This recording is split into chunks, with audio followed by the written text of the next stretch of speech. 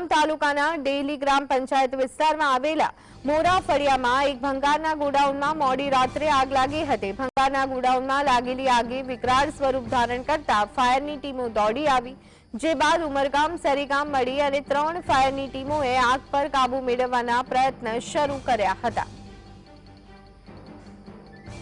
તો વલસાડ જિલ્લાના ઉમરગામ તાલુકાના ડેલી ગ્રામ પંચાયત વિસ્તારની આ ઘટના છે કે જ્યાં મોરા ફળિયામાં એક ભંગારના ગોડાઉનમાં મોડી રાત્રે આગની ઘટના બની હતી। ભંગારના ગોડાઉનમાં લાગેલી આગે વિકરાળ સ્વરૂપ ધારણ કરતા ફાયરની ટીમ દોડી આવી હતી, જે બાદ ઉમરગામ સરીગામ મળી અને 3 ફાયરની ટીમોએ આગ પર કાબુ મેળવવાના પ્રયત્ન કર્યા હતા। જે રીતે ધુમાડાના ગોટે ગોટા હવામાં ઉડતા જોવા મળી રહ્યા છે, તેના પરથી અંદાજ લગાવી શકાય છે કે આગ પ્રમાણમાં કેટલી ભીષણ હશે। આજ અંગે વધુ વિગત મેળવી લઈએ। સંવાદદાતા રાજેશ અમારી સાથે જોડાઈ ગયા છે। રાજેશ, ઉમરગામની ઘટના, ભંગારના ગોડાઉનમાં આગ, શું સ્થિતિ અત્યારની હાલની?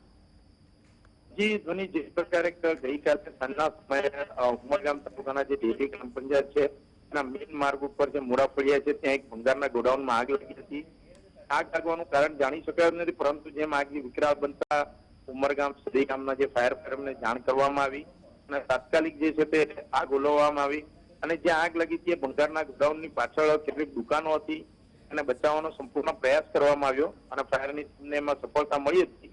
હવે આ ગોડાઉન કાયદેસર કે ગેરકાયદેસરની તપાસ જે છે તે પોલીસ કરશે, પરંતુ જે પ્રકારે આગ લાગી હતી એના ફાયરના જવાનો છે તે કાબુમાં લીધી હતી અને કોઈ જાતની અત્યારે હાલ જાનહાનિના સમાચાર નથી।